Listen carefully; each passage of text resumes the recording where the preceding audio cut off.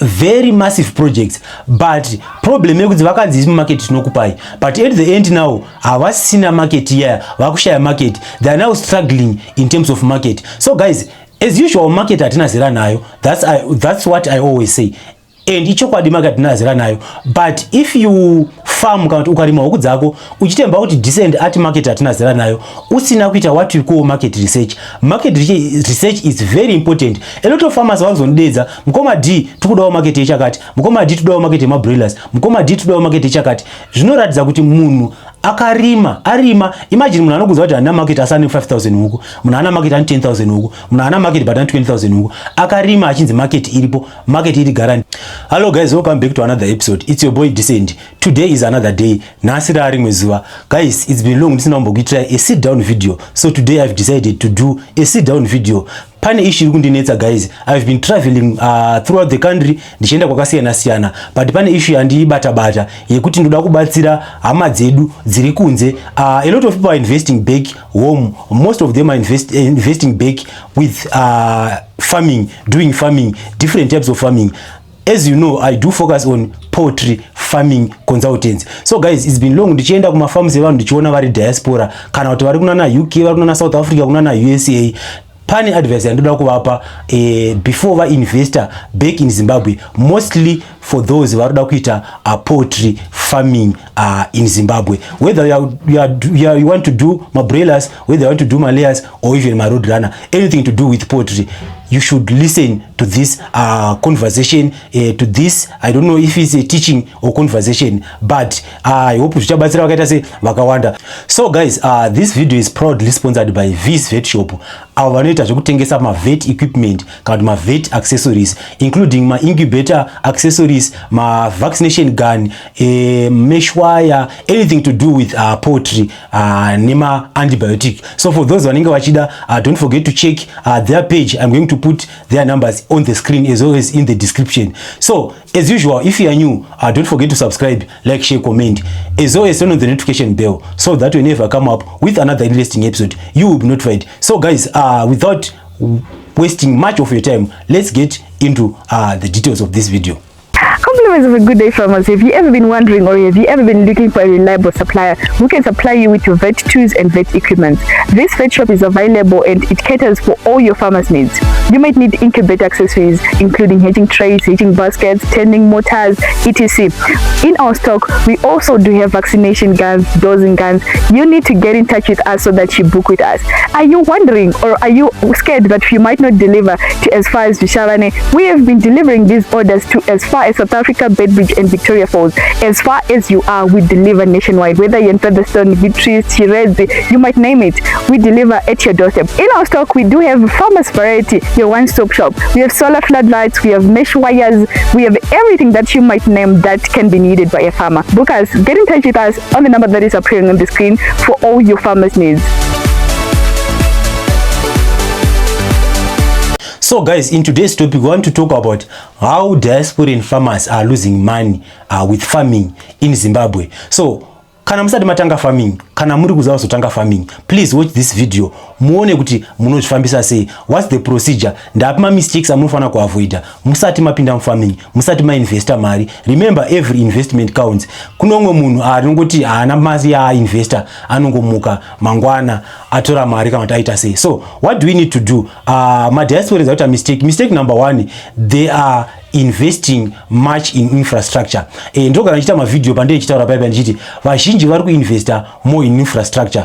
Vachitombotaura nyaya yemagoti hotel, tombotaura nyaya yemaautomatichi mamashoni ekuchengetera huku. So ndomboda kubvunza munhu anoda kuinvesta muhuku, anoda kuinvesta for example kuvaka danga re 5000 broilers. Ukada kuvaka goti totichi mashoni yehuku unogona kushandisa more than $20,000 to build a 5000 foreign rinokwana iro huku, either ma broiler, either ma layers kana kuti ma roadrunner. So if you invest more than 20,000 in building that foreign, iwo uchazoisa stock yemari mudanga rako, ndo chimwe chakakosha. So a lot of people vari kuinvesta more in infrastructure than investing in stock. Patire chitaura paipa ninyaya yema simple cost structure. Tichida kubatsira kuti kana mari kuinvesta back home, it's better for you to invest first in stock moita a simple cost structure. Maita a simple cost structure zvichakubatsirai kuti in the event yekuti mimi project yatadza kubudirira munokwanisa imimi kuti ano kana project yatadza kubudirira ndakuisiya. But in the event yekuti you have built a $20,000 a fowl run, if mukatanga ita project kutanga, let's say you started with 2,000 or 2,500 broilers, kana akafa kuti mukasangana ne challenge, zvichakuremerai kuti makainvesta mari yakawanda kudhara in infrastructure. So you will see kuti unenge wato investor mari yakawanda. I have a scenario, ndine umwe munhu wandakamboendera for consultants, mune zvakaita akatora mari ndobva ainvesta in infrastructure, ndobva ainvesta in mabows too, ndobva ainvesta in zvigayo, then akatanga ne 1,000 mablack australo, but no mablack australo maroadrunner, but he ended up asara ne 17 huku. So imagine paakauya kwandiri achida consultants akanditi nhai mukoma D, ndochifambisawo sei, I invested a lot of money in this project, but now look, I invested 1,000 black australope, but at the end of the day, at the end of 2 months 3 months ndasara inini ne 17 huku. Akaita loss. Why? Because ainvesta kudaro akawanza mari in infrastructure than in stock yanga ainayo. So infrastructure yaikosta more than 20,000 US, but huku dzakatenga ndedze 1,000 US. So investing in infrastructure still, it's not good for startups. It's better for you to upgrade gradually. Ukatanga ne simple cost structure, imagine waita simple cost structure for 5,000 huku waita simple cost structure kana 2,000 3,000 US, so that kana ukaita loss ya uchaita azinyanyi kurwadza because mari yawa investor in infrastructure ishoma. So don't forget, if you want to venture into any project, but we are talking about poultry, but any project, vamwe vari vakamagoti hotel anokostra more than 8-10,000, but uchida kuisa mbudzi mparadondo yatinoti malocal goats aya asingawetse mari yekuti kamatora chero ari 20 times $30, it's almost $600. Haisi kutosvika mari yekuvaka danga rese dzichikwana dziri 20. So don't invest more in infrastructure than a stock. Guys, the second point is people are investing vasingaziye chinhu chinonzi brooding. Chinonzi brooding chi? Brooding is the first phase inochengetwa nyaya huku, whether you are keeping my layers, you are keeping my roadrunner, kana you are keeping my broilers. The first 2 weeks huku padzichida intensive care, ndo pari kufira vanhu vakawanda. And not all diasporians, even those who are local, a lot of people don't know kuti chinombonzi brooding chi. How do we keep huku dzichida intensive care per first 2 weeks, mostly per first 2 weeks. So what happens is, what's happening is a lot of people are investor. Va investor in huku, munhu anowana mari otenga infrastructure, ogadzira infrastructure kana ovaka infrastructure. Apedza kudaro ano investor in huku dzakawanda, let's say 5,000, but haana munhu ari pa ground anoziva kuti huku dzinochengetwa sei. So it's not all about brooding, kutoziva kuti munhu wandinaye anogona kuchengeta huku here. Kuno mumwe munhu wekuti kukauya munhu anoti ndokwanisa kuchengetera huku achitaura mari, for example akutaura kuti $500, anoona kunge mari iyo yakawanda kudarika mari yainvestor, anoona kunge munhu iyeye anofanira kupiwa mari shoma shoma. The moment yaanotsvaga munhu anopa $80 kuti achengete huku 5,000, it becomes a problem because it's very difficult kuwana munhu ari experienced anokwanisa kuchengetera huku dzakawanda kudaro, but achida mari yakadaro. So what happens, munhu anotanga kuchengeta huku 5,000, achengeta huku 5,000 anoita mortality yakakura zisingaite ye more than 50%. Hanomukona kunhu kwandakataura kwandachitaura kuti munhu akachengeta akapiwa huku 1,000. Era yavakaita ndeyekuti he didn't employ munhu anoziva zvekuchengeta huku, vakangotora munhu ndobva vamupa 1,000 huku vakatichengeta. So era iri kuita madiasporians vari kuinvesta, vainvesta kuti vazotora munhu ari experience in terms of zvinhu zvaanenge achiita. Vanotora munhu wekuti vanenge vachida kupa mari shoma, vapa mari shoma havachakwanisi ivo munhu uye achakwanisa kuchengeta huku nemazvo. Imagine kupa munhu huku 5,000 woti unompa $100 per month, wampa huku 5,000 mabroiler kuti achengete. It's not fair. So zviri kuitika ndezvekuti munhu apa munhu huku ari kutadza kudzichengeta, aratadza kudzichengeta, waita loss iwewe ye 5,000 huku, maybe it's $5,000 or less. Toti pamwe agona kudzichengeta dzawanda dzakura kudaro, pamwe atadza brooding, huku dzako dzakutanga ita problem inonzi asides, dzakutanga kufa dzako ma 4th week 5th week. It's very difficult, it's a very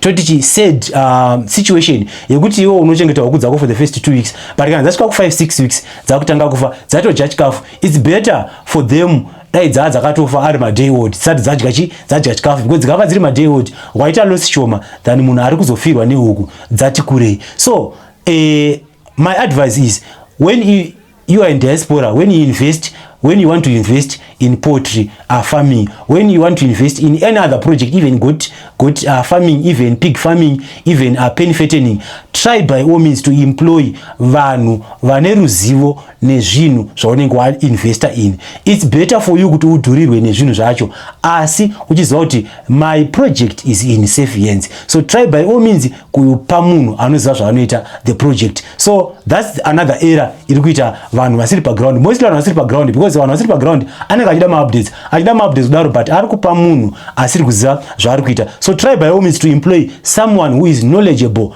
about zvinhu zvaunenge waita sei, zvinhu zvaunenge uchichengeta, be it malayers, be it roadrunner, be it mbudzi, be it nguruve, zvese try by all means to have someone are knowledgeable about the project that you are doing. So guys, another issue iri kuifesa diasporians. A lot of diasporians vari kuona zvinhu pa social media wopiwa pressure. Guys, chinoitika ndechekuti if ukaona munhu ane huku 20,000 kana ukaona munhu ane huku 10,000 usangomhanya kuti indozvigonawo. Hauziye ma secrets behind those projects, hauziye maraniro ari kuita project iyo. So a lot of diaspora vari kupuwa yatinoti peer pressure on social media.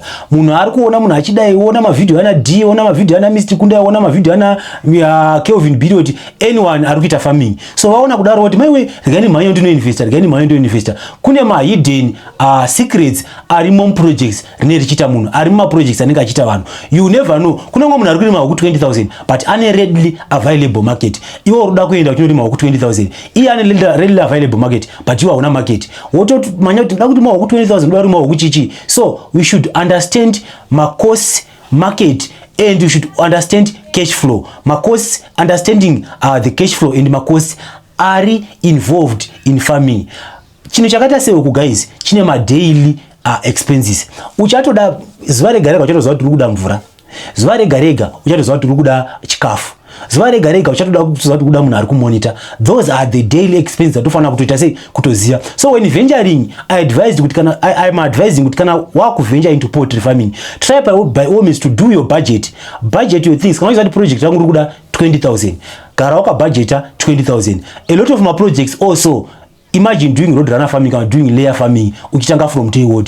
It's not a project inokupa ma returns ipapo. So try by all means kutoziva kuti in 6 months ndinofanira kunge ndine cash flow, ndinofanira ndine mari inoenderana ne project yangu. I know guys, I've been managing a lot of farmers. Some of the diasporians, I know kuti some of them are watching here. Kuna vamwe vari kutoona. I have my brother wandakaboshanda naye ndichimanager farm rake rine 1,300 roadrunners. Akatanga kutora roadrunners bichana kusvika 1,300 but akaenda hapo akufesa ma challenges in terms of feeding huku, wakusvika huku dzakutanga kurumana, dzakutanga kuita sei. It's one of an example yandakaona kuti tikaventure without ma funds ekuti tinoziva kuti isusu maredi iri certain. If you venture into farming kana kuti ukaventure pa any project yaunenge uchiita usina ma funds ekuti you are sure. So I know that sometimes tunaona ma challenges in life. Pamwe munhu anenge ari kubasa basa rogona kupera, akona ta ma challenges anogona kumbosuspendwa, akona ta ma challenges anogona kumbogara kumbasi ngaende kubasa. But try by all means to budget your capital. If zvichibvira budget ya capital inokusvikira ipa point of production.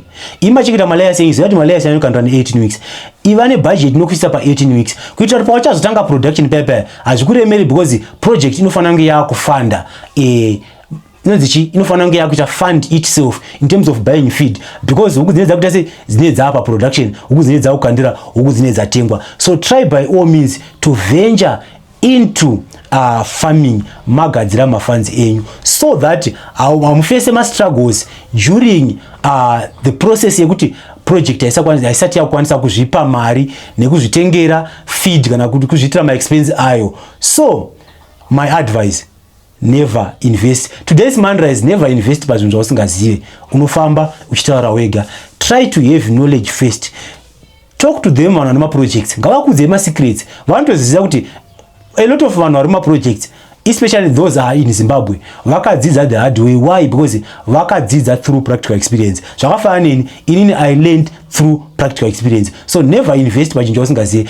talk to them vanhu vane practical experience vanokubatsirai kuti in case uda kutofola into a trap yakambofola umwe munhu anokuudza kuti no ndakambozviita izvi hazvishande izvi zvinodai. So guys, invest wisely. So guys, another issue iri kuitika kuma diasporians. A lot of people are in diaspora, they are being convinced, handisi kuti kuconvinzwa kana kufurirwa, vanoudzwa ivo kuti rima chakati tinokupa market is guaranteed. So zviri kuitika ndezvekuti I've been facing a lot of diasporians vari kunyika dzakasiyana siyana, Australia, UK, USA, vakainvesta in a lot of totichi very massive projects, but problem yekuti vakanzi isi market tinokupai, but at the end now havasina market here, vakushaya market, they are now struggling in terms of market. So guys, as usual, market hatina zera nayo, that's what I always say, and ichokwadi market hatina zera nayo,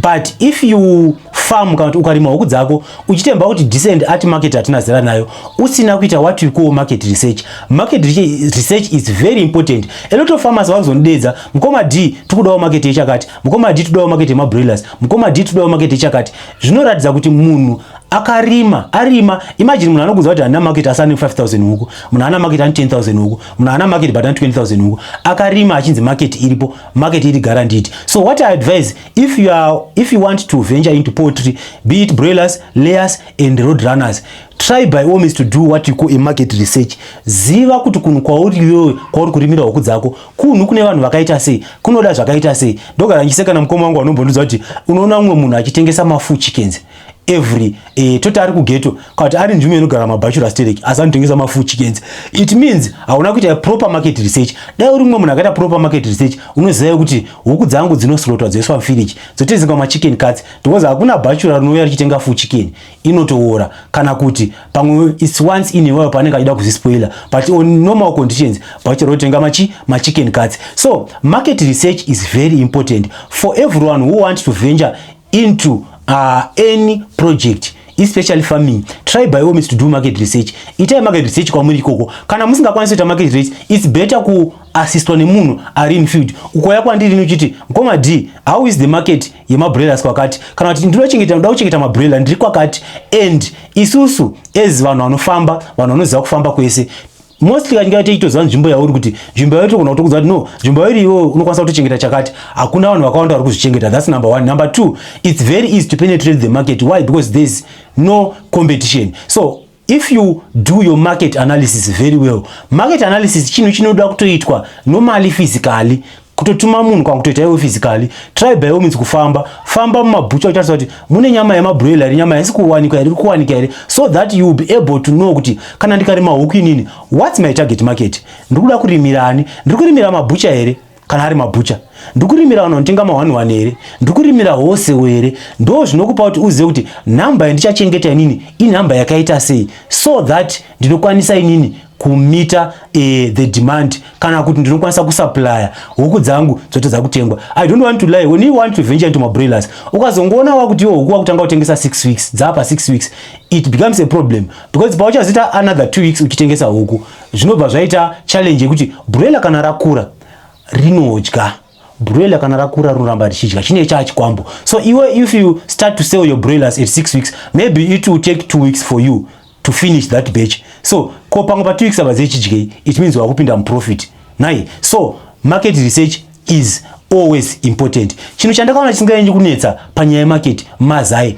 Why mazai asinganyanyi kunetsa pamarket? If you check vanhu vazhinji vari kurima mahuku dzemazai who are doing serious projects, havasi kustruggle in terms of market. Pane nguva yekuti mazai anonetsa, pane nguva yekuti mazai anenge akaflooda, but mazai anozongotengwa. The advantage yemazai ndeyekuti if you keep malayers, wachengeta malayers, even if mazai akatadza kufamba, you have allowance yekuti inokwanisa kutora mari yako muhomwe, mazai aripo, but mazai anozongotengwa. Even akazotengwa after 2 weeks, you can replace that money and waita sei wo dzorera mari yaya. Ndo chimwe chinhu chiri kunetsa vanhu. Another issue guys, a lot of people are being scammed.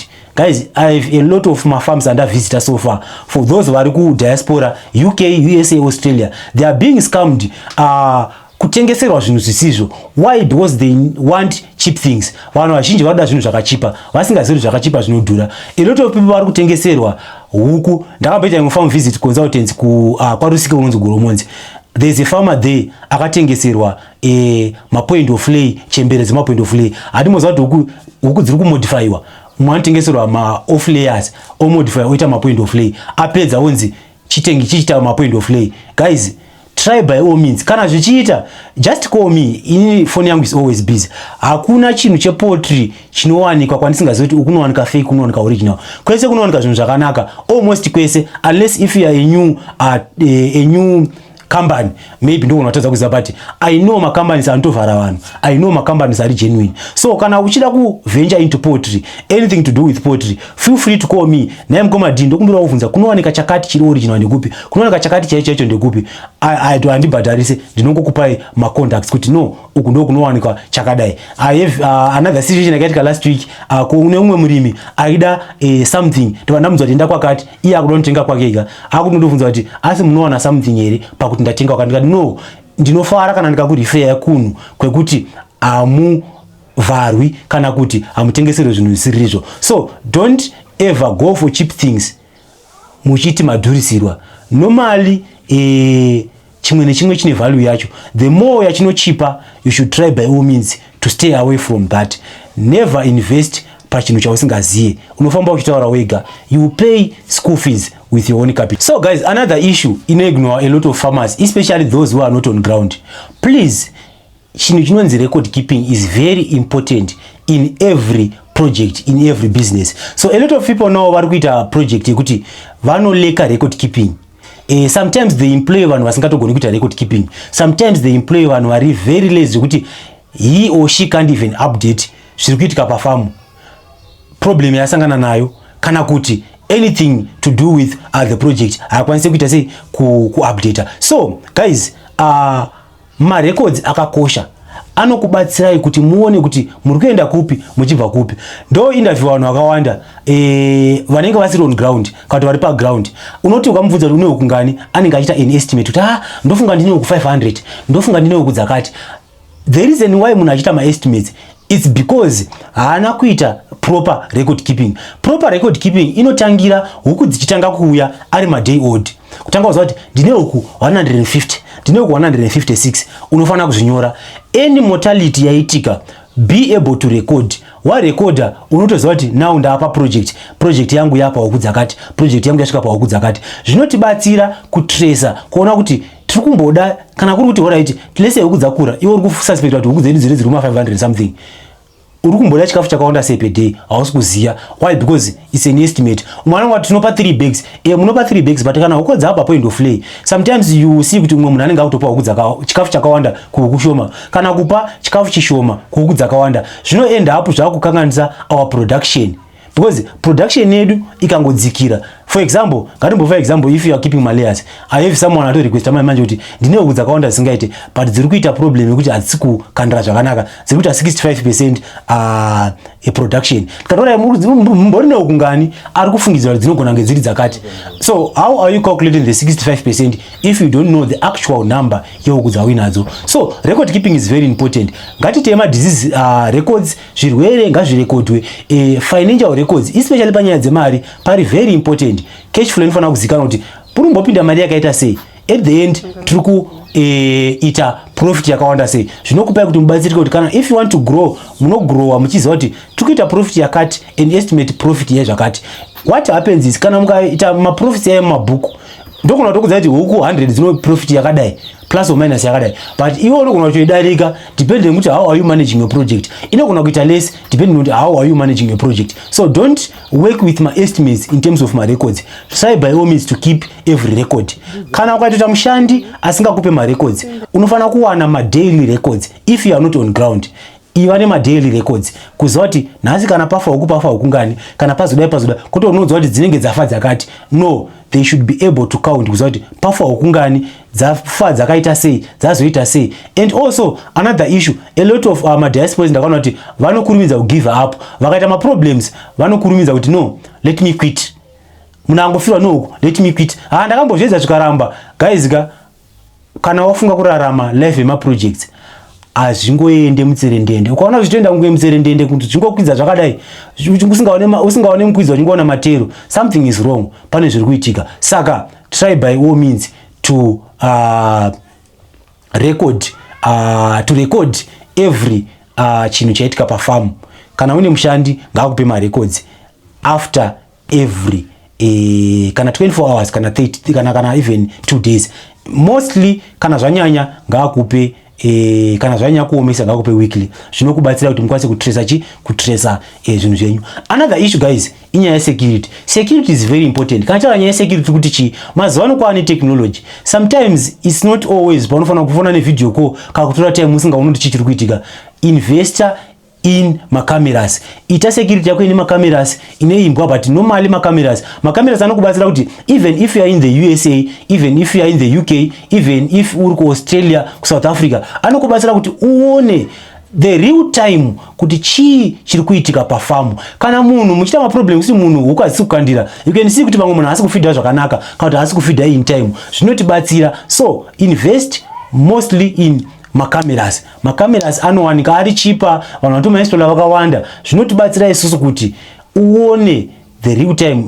Kana akatoona achitoba kutomubvunza kuti kune vatonzi mavoice camera, technology yakanaka. Kune mavoice camera kuti undoshandisa kuti unotomubvunza kuti naiwe ko uri kuita ipapo. Zvinotibatsira kuti even munhu akaziva kuti panhu pedu pane makamera, unogona kuita makamera asingashande, anokwanisa kutotya kuti ndikaba chakati ndinorekodwa mukamera ndinooneka. Because a lot of farmers, vashandi vari kuma farms diasporians vari kuba.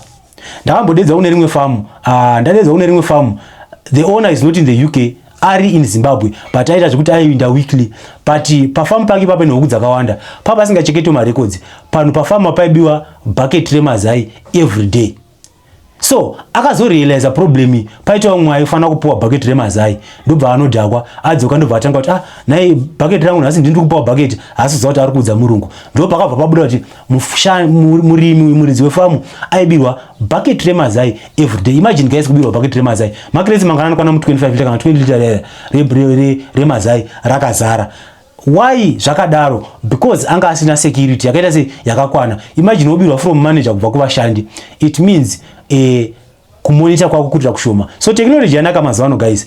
Invest in macameras, you can be able to see kutoona farm rako rese, kutoona maangles ese kuti apakadai even ukabirwa, you can easily identify kuona the footage, kuona kuti uyu munhu akapinda nguva yakati, munhu akadai. And also technology yakwanisa kutoaleta kuti pakasvika munhu kana kuti midnight kana kuti anytime pane pasina munhu, inokwanisa kutokualeta uri ku UK ikoko, uri ku USA ikoko, inokwanisa kualeta kuti no pane zviri kuitika, then wotokurumidza kufonera muri kufonera munhu ari on ground kuti chi be alert kana kuti pane vanhu vapinda kana kuti pane zvinhu zvita se zviri kubiwa. So invest in technology so that you can monitor your farm while you are not on ground.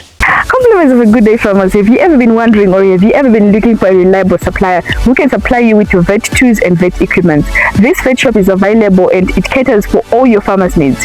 You might need incubator accessories, including hatching trays, hatching baskets, tending motors, etc. In our stock, we also do have vaccination guns, dosing guns. You need to get in touch with us so that you book with us. Are you wondering, or are you scared that you might not deliver to as far as Vishavane? We have been delivering these orders to as far as South Africa, Bedbridge and Victoria Falls. As far as you are, we deliver nationwide. Whether you're in Featherstone, Vitry, Tirezi, you might name it, we deliver at your doorstep. In our stock, we do have farmers variety, your one-stop shop. We have solar floodlights, we have mesh wires, we have everything that you might name that can be needed by a farmer. Book us, get in touch with us on the number that is appearing on the screen for all your farmers' needs.